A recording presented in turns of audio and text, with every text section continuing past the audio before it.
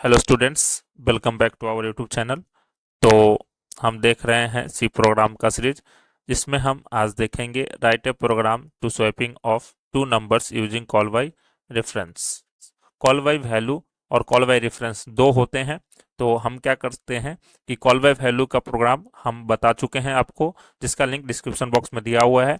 इस वीडियो में हम देखेंगे कि दो नंबर्स को हम स्वैप करेंगे रेफरेंस के through. Reference means location, address of the given value.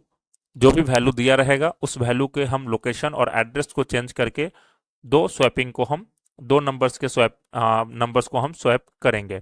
इससे पहले वाले वीडियो में हम वैल्यू को स्वैप किए थे, यानी कि जो दो वैल्यू था उस वैल्यू को हम स्वैप कर दिए थे। इसमें क्या होगा कॉल बाय रेफरेंस में कि हम वैल्यू को नहीं, उसके लोकेशन को चेंज कर देंगे।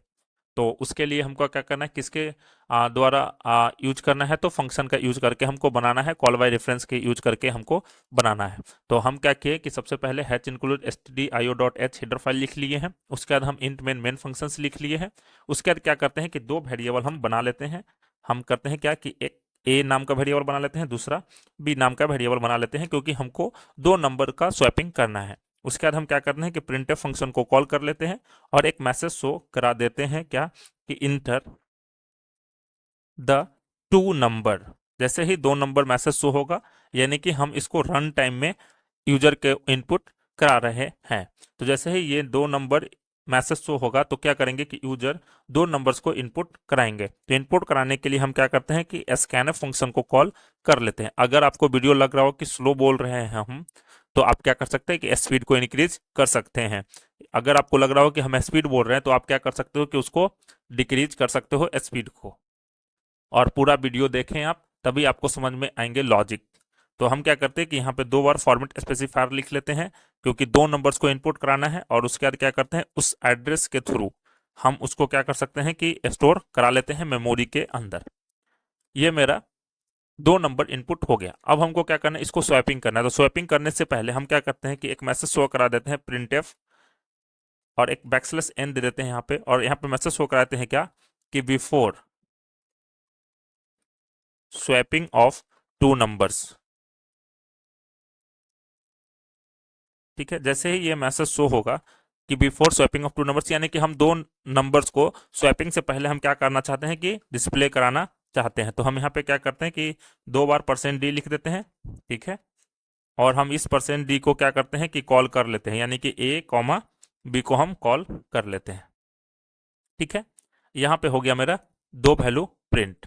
अब क्या है कि यहाँ से फंक्शन को कॉल करना है, यानी कि यहाँ से रेफरेंस को कॉल करना है। मतलब कि दो नंबर्स को जब हम कॉल किए, यानी कि दो वैल्यू जब यहाँ पे हम इनपुट लिए, एक ए नाम का और एक बी नाम का, दो वैल्यू दो वेरिएबल हम बनाए। अब उस दो वेरिएबल में हम मान लेते हैं कि पहला वेरिएबल में 5 और दूसरा वेरिएबल में 10 वैल्यू को हम रखें। अब हमको क्या करना है कि कॉल बाय रेफरेंस, यानी कि रेफरेंस के through. Reference means address location of the given variable. तो हम क्या करते हैं यहाँ पे कि सपोज कर लेते हैं कि ये जो मेरा वेरिएबल है, इस वेरिएबल का जो एड्रेस है वो 100 है, और इसका एड्रेस जो है मान लीजिए कि 104 है। तो अब हमको क्या करना है कि इसको हमको ये एड्रेस को कॉल करना है। तो इस एड्रेस के थ्रू इस वेरिएबल को हमको एक्सेस करना पड़ेगा। तो इस एड्रेस को पास करने के लिए 100 और 104 को पास करने के लिए हमको किसको कॉल करना पड़ेगा, तो एड्रेस को कॉल करना पड़ेगा। तो हम क्या करते हैं कि एक स्वैप नाम का फंक्शन बना लेते हैं, और उसमें क्या कर सकते हैं कि हम एड्रेस ए और कॉमा एड्रेस बी को पास कर देते हैं।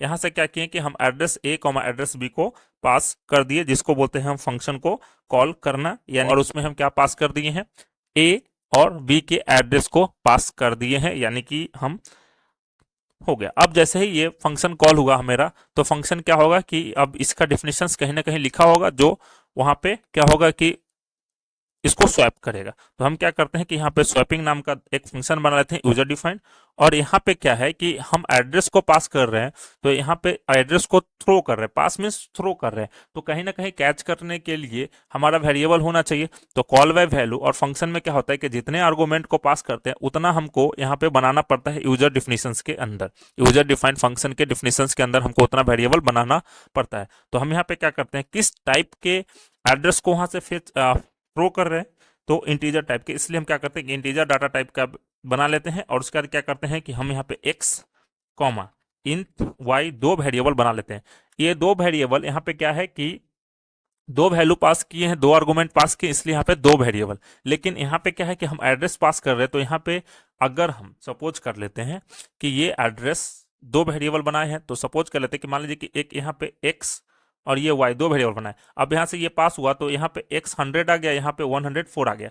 तो यहाँ पे अगर हम इंटीजर डाटा टाइप बनाए हैं x और y, तो ये किस टाइप से ट्रीट होंगे, तो इंटीजर डाटा टाइप के थ्रू, यानी कि ये क्या हो गया कि वैल्यू हो गया। यहाँ पे एड्रेस है लेकिन यहाँ पे क्या हो गया, वैल्यू। तो इस एड्रेस को एड्रेस की तरह ही ट्रीट करे, इसके लिए हमको क्या करना पड़ेगा, इस सारे वेरिएबल को पॉइंटर रूप बनाना पड़ेगा, यानी कि पॉइंटर के टाइप बनाना पड़ेगा, यानी कि एस्टेरिस्क का सिंबल लगाना पड़ेगा, स्टार का सिंबल लगाना पड़ेगा। अब क्या हुआ कि अब जब ये वैल्यू यहाँ से थ्रो हुआ, ये दोनों वेरिएबल यहाँ से एड्रेस थ्रो यानी कि 100 और 104 थ्रो हुआ। अब यहाँ पे क्या है कि ये पॉइंटर टाइप के हैं, तो ये अब बता रहा है कि ये 100 और 104 क्या है, एक एड्रेस है किसी दूसरे वेरिएबल का, यानी कि इसका, तो ए और बी का ये एड्रेस है। अगर हम यहाँ पे पॉइंटर नहीं लगाते, अगर इसमें कोई वैल्यू को फेच करते, तो ये एज ए इंटीजर होता, यानी कि एज ए वैल्यू होता। अब यहाँ पे क्या है, एड्रेस को इंडिकेट कर रहा है, यानी कि स्टार लगा दी है, यानी कि पॉइंटर यूज कर लिए हैं हम। तो ये पॉइंटर मेरा हो गया। अब हम जब पॉइंटर एक्सेस किए हैं तो इसका डिफिनेशंस भी हम अब लिखते हैं। तो डिफिनेशंस लिखने के लिए क्या करना पड़ेगा कि हम एक इंटीजर टाइप का टेम्पोररी वेरिएबल बना लेते हैं, क्योंकि क्वेश्चन तो ये नहीं बोला है कि आप इंटीजर टाइप ये यूजिंग थर्ड वेरिएबल बनाइए या using without using third variable बनाइए। तो यहाँ पे क्या करते हैं कि हम एक थर्ड वेरिएबल बना लेते हैं। अब थर्ड वेरिएबल में क्या करते हैं कि जो मेरा ए का एड्रेस है वो एड्रेस हम ए का उसमें स्टोर करते हैं, यानी कि एक्स का एड्रेस हम स्टोर कर देते हैं। उसके बाद क्या किए कि हम एड्रेस ऑफ वाई यानी कि एक्स में y को स्टोर करा देते हैं असाइनमेंट ऑपरेटर के हेल्प से। अब क्या हुआ कि y का जो मेरा वैल्यू है, यहाँ पे क्या कहें कि address of y equal to temp लिख दिए, टेम्प मीन्स टेम्पोररी वेरिएबल। अब यहाँ पे क्या हुआ कि हम स्वैपिंग लगा दिए, क्या कि ये जो x का एड्रेस है वो कॉपी हो जाए टेम्पोररी में, यानी कि एक और वेरिएबल हम बना लिए यूजिंग थर्ड वेरिएबल। हम ये जो स्वैपिंग कर रहे हैं वो यूजिंग थर्ड वेरिएबल। हम यहाँ पे क्या किए कि एक टेम्प नाम का वेरिएबल बना लिए। अब इस टेम्प में क्या किए कि इस x वाले एड्रेस को कॉपी कर लिया, यानी कि इसमें 100 आ गया, यानी कि इसका वैल्यू जो है ये 100, ये कॉपी हो गया x के अंदर, यहाँ पे कॉपी हो गया। ये पहले खाली था, अब कॉपी कर लिए। अब कॉपी कर लिए तो ये मेरा क्या हो गया, इसका कॉपी आ गया, यानी कि इस वैल्यू के अंदर, यानी कि x वाले वैल्यू के अंदर हम कुछ भी चेंज कर सकते हैं। अब क्या किए कि ये x वाले में y को कॉपी कर लिया, यानी कि 104 जो है ये 104 कॉपी कर दिए किसके अंदर, तो x के अंदर, यानी कि ये यहाँ पे कॉपी हो रहा है। अब ये कॉपी हो गया यहाँ पे, तो अब इसको क्या किए, टेम्प वाले को यहाँ पे कर दिए सिंपल, जो हम आपको स्वैपिंग ऑफ टू नंबर्स का प्रोग्राम बताया वो यहाँ पे हम यूज किए हैं। अब यूज करने के बाद ये मेरा स्वैप हो गया। अब स्वैप होने के बाद क्या है कि इसको हमको रिटर्न करना पड़ेगा। तो हम जानते हैं कि रिटर्न टाइप में हम ओनली कोई एक ही वैल्यू को रिटर्न कर सकते हैं, दो वैल्यू को रिटर्न नहीं कर सकते। यानी कि अगर मान लीजिए कि आप लिख रहे हैं यहाँ पे कि रिटर्न एक्स कॉमा वाई, तो यहाँ पे सिर्फ एक्स का वैल्यू रिटर्न होगा, वाई का वैल्यू रिटर्न नहीं होगा। टाइप्स होते हैं, तो चार टाइप में ये जो हो गए ये argument with no return types के होंगे। नो रिटर्न मतलब आर्गूमेंट तो हम पास किए हैं यहाँ पे, लेकिन रिटर्न नहीं कर, क्या करना पड़ेगा, नो रिटर्न वाले में क्या करते हैं कि यहीं पे इसको हम प्रिंट करा देंगे। तो प्रिंट कराने के लिए क्या है कि हम इसको अब इरेज कर देते हैं जो लिखे हैं वो, और सिंपली क्या करते हैं कि यहाँ से ये दोनों लाइन कॉपी कर लेते हैं और यहाँ पे जाके हम पेस्ट कर देते हैं, कंट्रोल भी करने के बाद यहाँ पे क्या है कि यहाँ पे बिफोर को हटा के यहाँ पे आफ्टर लिख देते हैं, और यहाँ पे ए बी को हटा के किसको प्रिंट करा देंगे, तो एड्रेस को, यानी कि किसके एड्रेस को, तो address of x comma address of y, ये मेरा प्रिंट करा देंगे। तो ये मेरा बन के रेडी हो चुका है program. Using call by reference दो नंबर को स्वैप किए हैं यूजिंग थर्ड वेरिएबल। तो यहाँ पे क्या किए हैं कि ये मेरा हो गया, ये जो है इंट, इसको बोलते हैं फंक्शन डिफिनीशंस, इसको बोलते हैं फंक्शन डिफिनीशंस। ये सारे एक्सप्लेनेशन जो है वो हम इससे पहले वाले वीडियो में हम कर चुके हैं। इसको बोलते हैं फंक्शन कॉल। अब जब फंक्शन कॉल और फंक्शन डिफिनेशंस लिख दिए तो फंक्शन को डिक्लेयर भी करेंगे। तो हम टॉप में क्या करते हैं कि फंक्शन को डिक्लेरेशन भी करते हैं। तो फंक्शन को डिक्लेरेशन करने के लिए क्या है कि इसको कॉपी कर लीजिए सिंपली, और कंट्रोल सी से कॉपी कर लीजिए जहां से आप डिफिनेशंस लिखे हैं, उसके बाद यहाँ पे टॉप में जाके इसको कर दीजिए पेस्ट। अब आपके मन में ये क्वेश्चन आ रहा होगा कि सर हम ये फंक्शन डिक्लेरेशन करना मैंडेटरी है क्या? तो नहीं, ये फंक्शन डिक्लेरेशन करना मैंडेटरी नहीं है। इसको अगर आप क्या कर सकते हो कि ये जो फंक्शन डिफिनेशन लिखो, इसको अगर टॉप में लिख दोगे और इस इंट मेन को नीचे लिखोगे तो आपको डिक्लेयर करने की जरूरत नहीं है। अगर आप नीचे बना रहे हो, ऊपर में मेन फंक्शंस लिख रहे हो और नीचे में डिफिनेशंस लिख रहे हो, तो आपको ऊपर में डिफाइन करना जरूरी है। कोई कोई कंपाइलर में आपको फेच कर लेता है, जो अपडेटेड कंपाइलर है उसमें फेच कर लेता है। ये फंक्शन डिक्लेरेशन को हम बोलते हैं, दूसरा नाम अगर कोई बोले तो इसको बोलते हैं फंक्शन प्रोटोटाइप। फंक्शन डिक्लेरेशन को हम क्या बोल सकते हैं? फंक्शन प्रोटोटाइप भी हम बोलते हैं। तो आप फंक्शन डिक्लेरेशन बोलो या फंक्शन प्रोटोटाइप बोलो, दोनों बात सेम ही है। प्रोग्राम बन के रेडी हो चुका है। चलिए हम क्या करते हैं कि इसको आप रन करा के देख लेते हैं। हम उम्मीद करते हैं कि आपको जो ये प्रोग्राम है ये आपको बहुत अच्छे तरीके से समझ में आया होगा। थोड़ा सा एरर आ गया था, एरर ये है कि यहाँ पे सेमीकोलन लगाना है क्योंकि फंक्शन डिक्लेरेशन के समय हमको सेमीकोलन लगाना पड़ता है। प्रोग्राम बन के रेडी हो चुका है। चलिए हम क्या करते हैं कि इसको अब हम रन करा के देख लेते हैं। तो हम ये रन कराएं। ये मेरा प्रोग्राम सक्सेसफुली रन हो चुका है। यहाँ पे मैसेज हो गया कि इंटर द टू नंबर्स। जैसे ही टू नंबर्स हम इंटर करेंगे, जैसे मान लीजिए कि 10 इंटर फिर 20 किए, तो यहाँ पे मैसेज हो गया कि 10 20 20 10। तो चलिए इसको थोड़ा सा हम अरेंज कर देते हैं तो आपको अच्छा लगेगा देखने में। तो अरेंज क्या करना है कि यहाँ पे हम बैकस्लैश n लगा देते हैं और यहाँ से बैकस्लैश n हटा देते हैं। फिर यहाँ पे हम क्या करते हैं कि ये बैकस्लैश n हटा के और बीच में हम बैकस्लैश n लगा देते हैं। तो ये मेरा चेंज कर दिए थोड़ा बहुत। अब यहाँ पे इसको रन करा के देखेंगे तो मान लीजिए कि 10 आया यहाँ पे और 20 लिखे। तो जैसे ही यहाँ पे करेंगे तो यहाँ पे देखिए before swapping of two numbers 10 20 और after swapping of two numbers 20 10 आ गया है। तो चलिए इसको अब हम क्या करते हैं कि ड्राई रन करके देख लेते हैं। ड्राई रन करने के लिए हम क्या किए कि सबसे पहले प्रोग्राम में क्या होता है कि मेन फंक्शंस को फाइंड करता है, जैसा कि आपको पता है पहले से। तो यहाँ पे मेन को फाइंड कर लिए। अब मेन को फाइंड करने के बाद क्या है कि यहाँ पे हम दो वेरिएबल बनाए हैं इंटीजर टाइप के, यानी कि एक बनाया है एक्स ए नाम का और दूसरा बनाया है बी नाम का। ये बना ली। उसके बाद एक मैसेज शो हो गया कि इंटर द टू नंबर, जो यहाँ पे शो हो रहा है। उसके बाद क्या किया कि दो नंबर्स को हम इनपुट करा दिए 10 और 20, और ये दोनों एड्रेस की हेल्प से 10 और 20 ए बी में स्टोर हो जाएगा। उसके बाद क्या किया कि printf before swapping of two numbers message show करा दी है, और उसके बाद ए बी में जो वैल्यू है उसको हम प्रिंट करा दिए 10 20, यहाँ पे प्रिंट हो गया है। उसके बाद क्या किए कि यहाँ पे हम एक फंक्शन कॉल किए हैं।